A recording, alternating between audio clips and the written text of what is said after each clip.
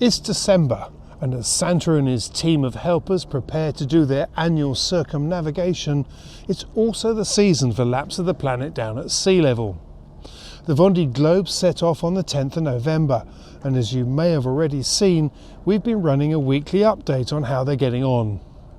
Before the start, we headed to Les Sables d'Olonne to experience the infamous atmosphere before this hugely popular race started, from where we produced a preview. So if you haven't seen that, check it out, and indeed the weekly reviews that have followed. But this is also prime time for global record breakers. 19 days after the Vendée Globe started, Thomas Coville and his crew of 6 aboard the Ultim Sodebo crossed the Jules Verne start line in their attempt to win the trophy by setting a new outright around the world record. The record was set by Francis Joyon and his crew aboard Idex Sport in 2017 and stands at 40 days, 23 hours and 30 minutes and 30 seconds. So to break it, they would need to be back by January the 9th before 8:30 in the evening. Coville has broken the crude record around the world twice, once in 1997 alongside Olivier de Kersauzon in just over 71.5 days.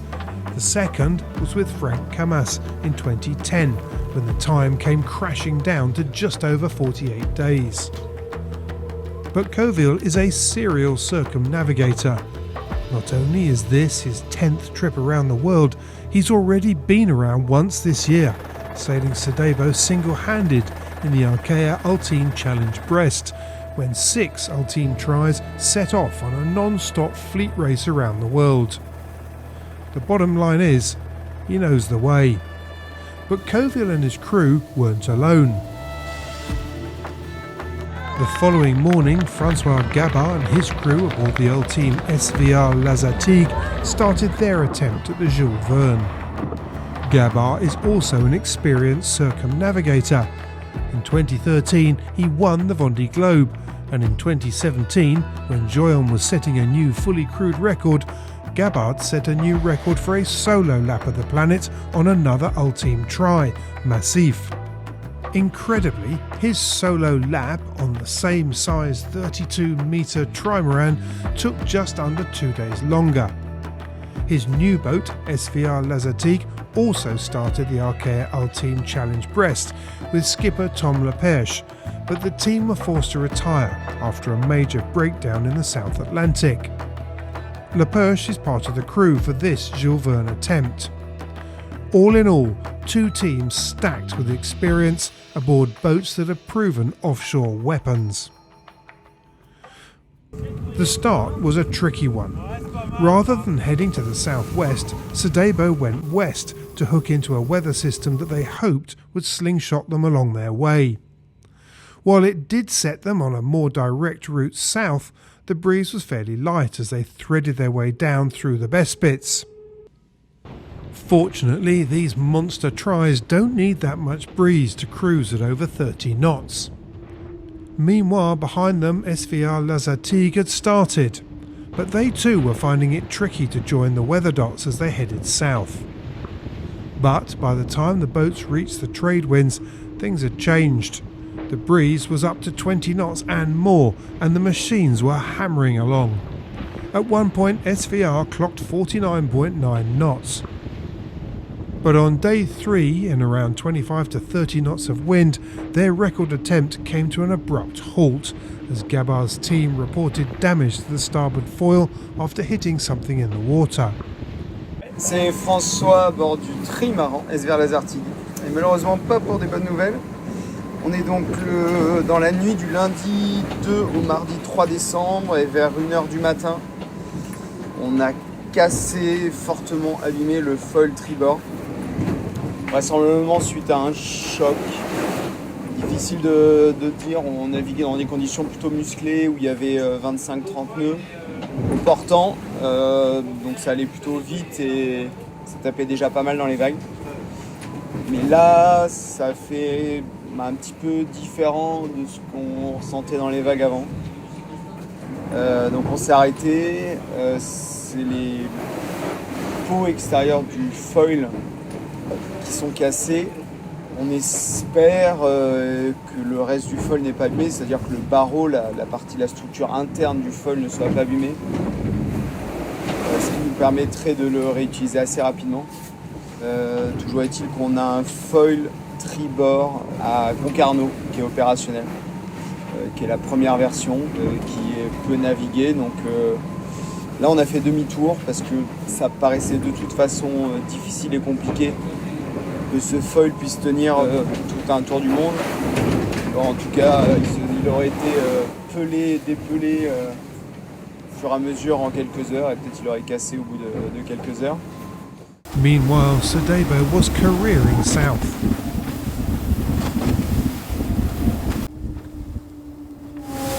Ouais, la transition avec l'anticyclone, elle n'est pas facile. On savait que ce serait un moment crucial, mais bon, il faut s'accrocher. Là, c'est chaque grain, chaque nuage, chaque risée, elle est importante. C'est partie de l'exercice. Ouais. Et chaque fois que tu peux te reposer, manger, dormir, ça fait partie aussi du jeu de prévoir la suite. Donc, faut plus essayer de se projeter que de gamberger.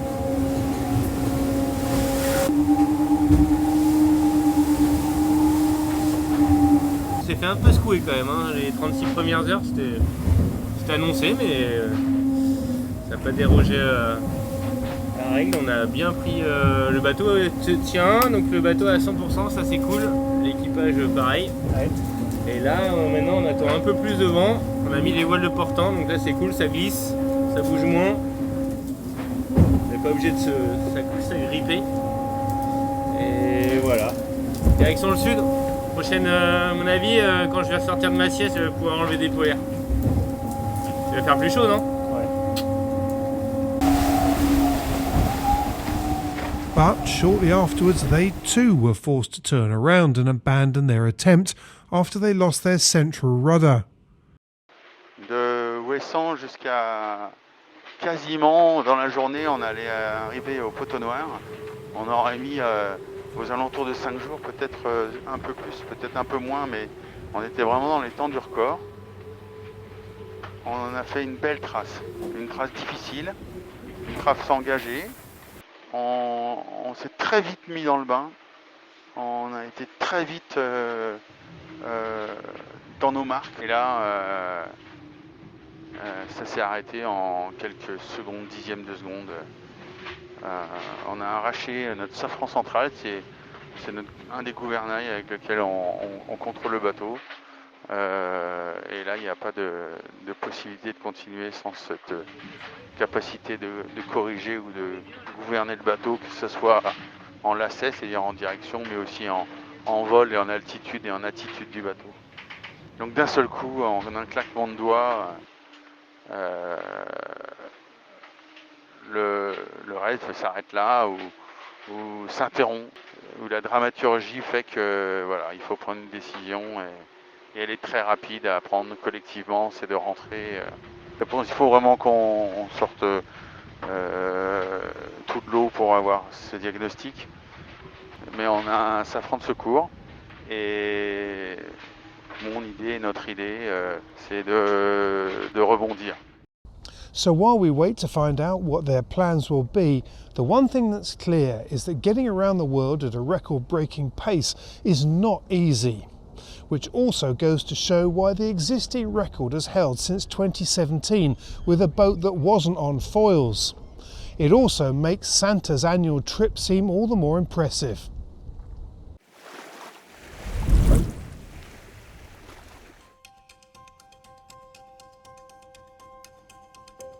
Celebrating 30 years in the yacht building industry would be a milestone for any business, but for Wally it marks 3 decades in which its innovative designs haven't just turned heads but influenced the entire industry.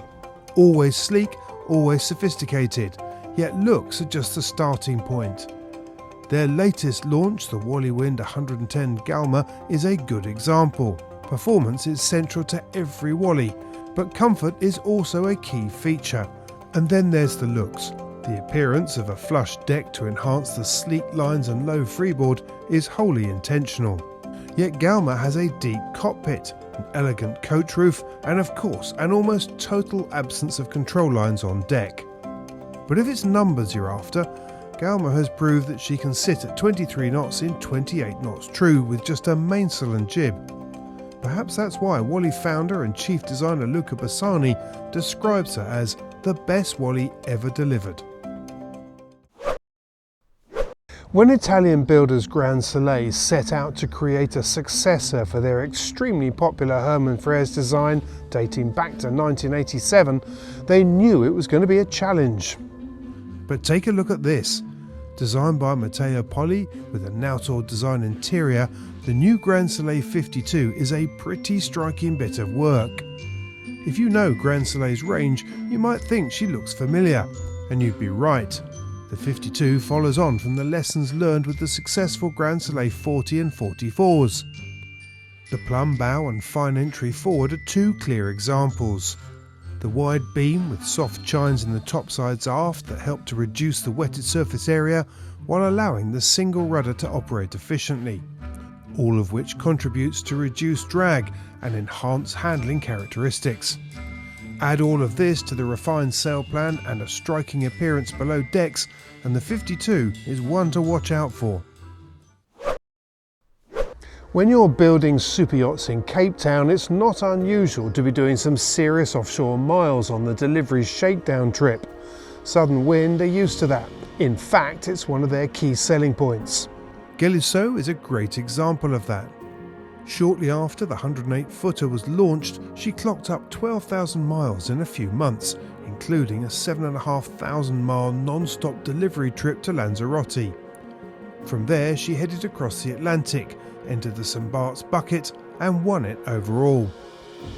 One of her key features is her lifting keel, which achieves an 18% increase in righting moment while being 2 tons lighter than the standard fixed keel option.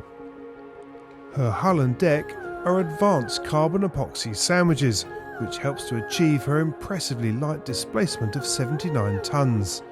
And then there's the stunning interior. In short, she's quite a package.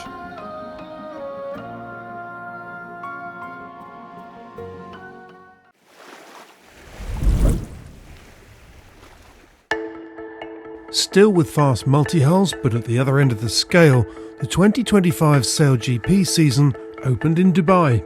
The fleet has now grown to 12, although only 11 were present in Dubai as the Italian boat is still in build.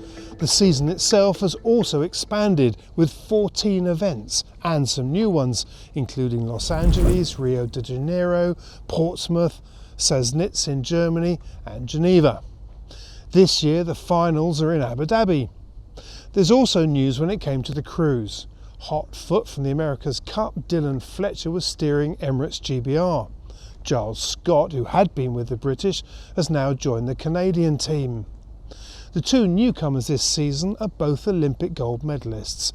Rigera Tita, who will be sailing with the Italians once their boat is launched, and two-time Olympic champion Martina Grail, who is the first woman driver in SailGP and who will be helming the new Brazilian boat. When you're racing and the race, just going around the race course by yourself, you're always getting very good wins and good maneuvers. And when you get everybody in the race course, that's when everything starts to be very difficult. So yeah, this week we're seeing now how hard it is being on the water with everybody and just trying to make the learning curve steep. Just getting every day's learning. So that's how we've been approaching it. The Dubai event was a light wind affair, at times very light. Nevertheless, the schedule was completed. The opening race saw the American team take the first win, followed by regular rock stars New Zealand and Australia. Race 2 provided a hint that nothing should be taken for granted, with Germany winning the first race and Canada in second. But there was consistency from the Kiwis, who came third.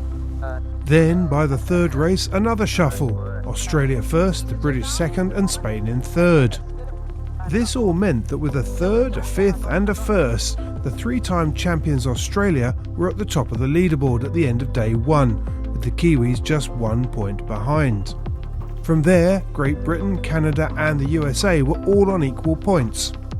I think in the second start we were going backwards when the gun went, and we were last to the first mark. But then, yeah, the last one we had a little gap and we snuck through and got on the foil and, yeah, sailed away. It was a great one. Chris, we all know his ability in the light airs, and he's brought a lot of experience to our team in that area, and yeah, we're really happy to have him on board, and it showed today he was a seamless fit, and we sailed really well together and got along well. It was a great day, and then yeah, Milky Jason is he's doing a bit of grinding now, which is out of his wheelhouse, I'd say, but he did a great job, and Tash as well. Tash up the front, she was on the handles all day, and yeah, no, they did an amazing job. Yeah, actually, it wasn't as big of a day on the handles as yesterday. It's like when we're not foiling all the time, it's quite a bit easier, and quite often you split to leeward, windward. So yeah, it was a bit easier than yesterday, the training day, but definitely another big day. On the second day, the Kiwis took the first win ahead of Spain and Great Britain. But as the day played out, mistakes from Spain and Australia in the final race denied them both a place in the three-boat final. Instead, it was Great Britain and the USA that would join the Kiwis in the winner-take-all last race.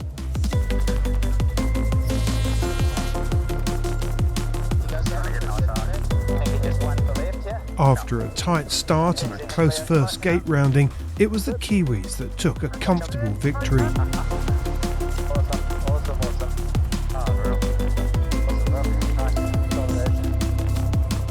But behind them, the margin was much closer. Are we pressing the process? Stefan. I don't understand how the series can get a penalty.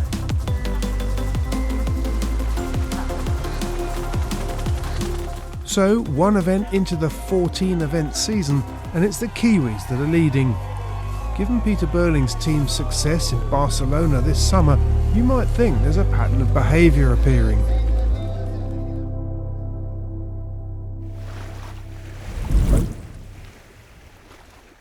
As we head towards the middle of winter, it's got cold, dark and at times pretty dismal here in the UK. But of course, that hasn't stopped us from getting out on the water and breaking into another item in the Henri Lloyd wardrobe. This time, it's the coastal high-fit trousers that have been keeping me warm and dry, especially with a smart firm jacket. So if you want to know more about the new range of clothing and how they're focusing on responsible performance, and the growing list of PFC-free products, use the QR code here or check out the link in the description below.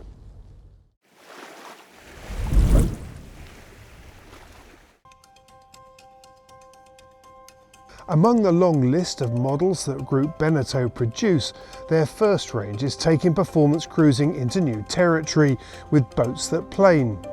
The First 36 and the soon-to-be launched First 30 are two good examples. But how many of their owners know how to achieve what the boat was designed to deliver? It was this that triggered the company to create the Beneteau First Academy. Focusing initially on the First 36, the Academy offers courses in attractive sailing locations around the world, run by experienced coaches. Designed to help owners understand and exploit the true potential of their boats, the two-boat training has proved very effective in revealing the consequences of what you do and what you don't do. The courses are typically 5 days, and as a sign of their appeal, last November's session in Greece sold out. Top-down headsail furling has become very popular in recent years, none more so than for UBI Maior Italia's Jiber 40.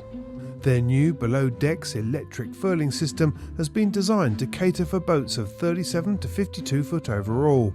Being a below-deck system, the furler lends itself well to racing and cruising applications and has proved particularly popular with short-handed crews.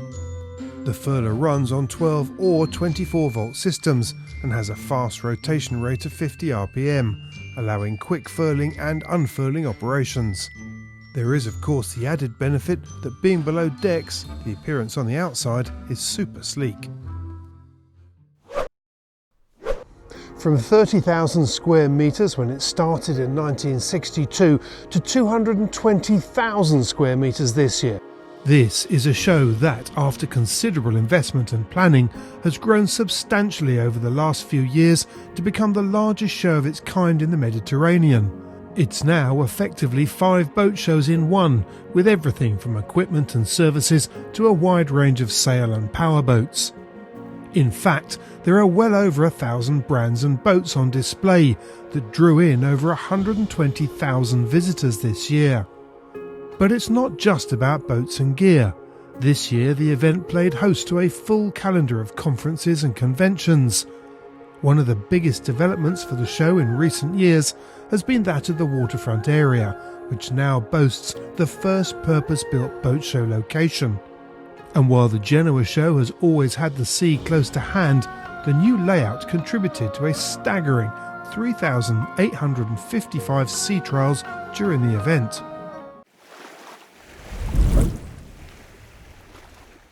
Earlier in the season I blagged myself a ride aboard a pretty famous boat. Over the last few years she's been a familiar sight in and around the Solent. She's also spent a fair bit of time on the River Hamble outside the Planet Sail office. So what better an opportunity to get on board for the opening day of a pretty special event. After a brief pause in about late June when the sunshine came out for almost a week, the Great British Summer returned, and with it the rain and overcast skies. But that hasn't really put off the number of people that have come to the British Classic Yacht Regatta, or indeed any other event that's been going on in the Solent. But this one's pretty special. I mean, you're surrounded by the most incredible and gorgeous looking yachts. And I was invited across on one in particular, one very special yacht, Kialoa II.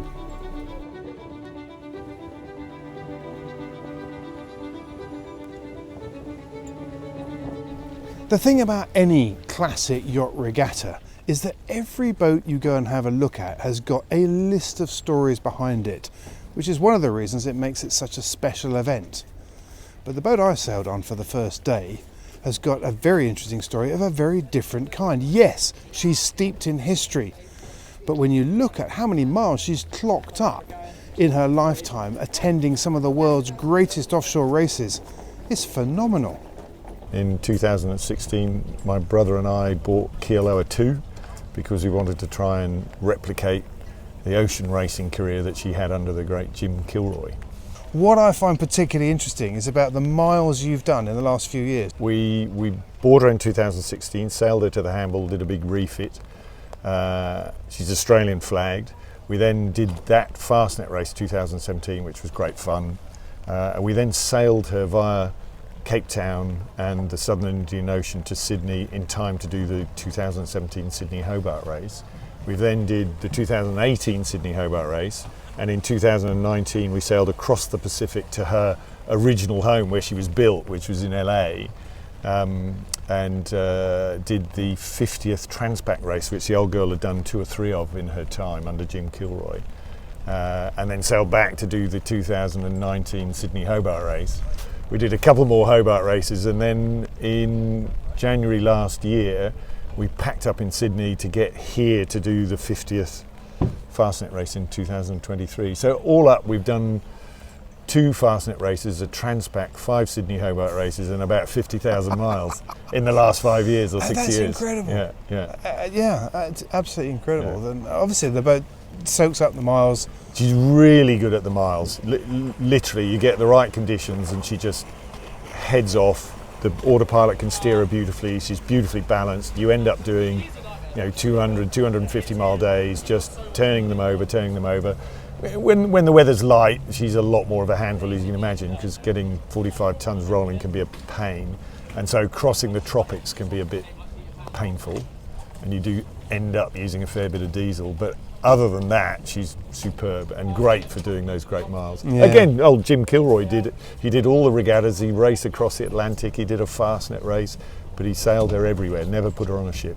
Really? And have you any idea of how many miles she's done? I couldn't begin to. I could work it out, I guess, if we sat down and had about a week, because there's lots of records of Jim Kilroy's time, but where you'd lose a bit would be when she was owned by the US Coast Guard, which she was for a while. Jim Kilroy donated her to the US Coast Guard. And then she was owned by a couple of American chaps, and she did around the world. She did a bit of oceanography for the Woods Hole Institute for a while off the coast of Portugal. Right. So she's done a lot of things and done a lot of miles. Yeah. And when was she built? 1964. Right, okay. Yeah. By a joint venture between Jim Kilroy and the Douglas Aircraft Corporation. Really? Yeah, so she's aluminium, but that very high quality aluminium that they used to make, Douglas aircraft. Really? McDonnell Douglas and so Wow. forth. Yeah. Well, I remember seeing you in last year's, what was it? It was the 50th yeah. Fastnet, wasn't it? The really breezy one, going out through Hurst Narrows. And we were sitting there in 30, 35 knots of breeze, wind against tide. Most people were looking, maybe not miserable, but a bit nervous about it. Yes, exactly. You were the only boat that looked totally comfortable going through there, like, yeah, what's the problem? Yeah, no, it was good. And I would have liked to have seen Stormfogle, because I'm guessing that they would have been in a similar fashion.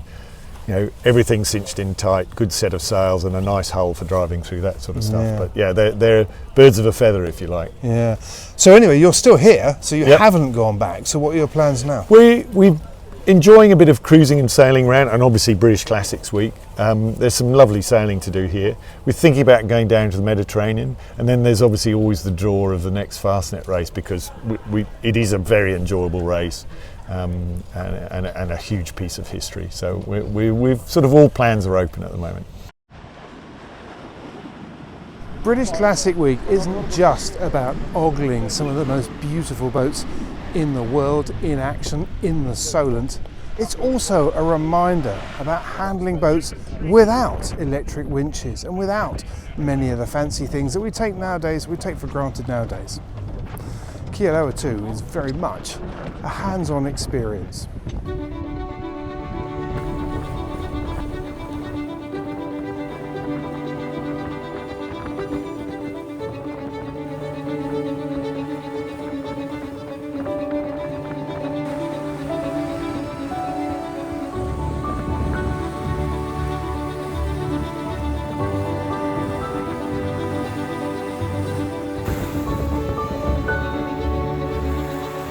What a fantastic day out. What a fantastic day to start the week. Even though there was rain in the forecast at the beginning, as it turned out, that disappeared fairly quickly.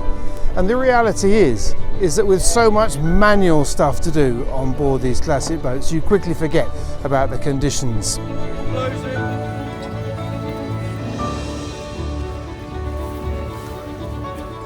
And as an Australian, you must be delighted that you're escaping what was undoubtedly a miserable winter in Australia for a glorious summer in the UK. Perfect English summer's day, isn't it, really?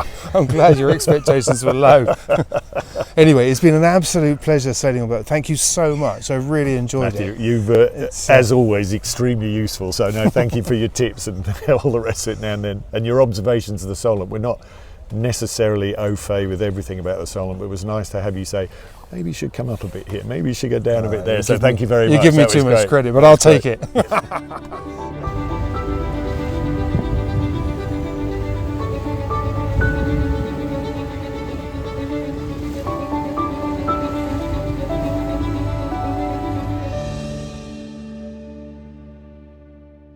Once again, and as always, thank you so much for watching.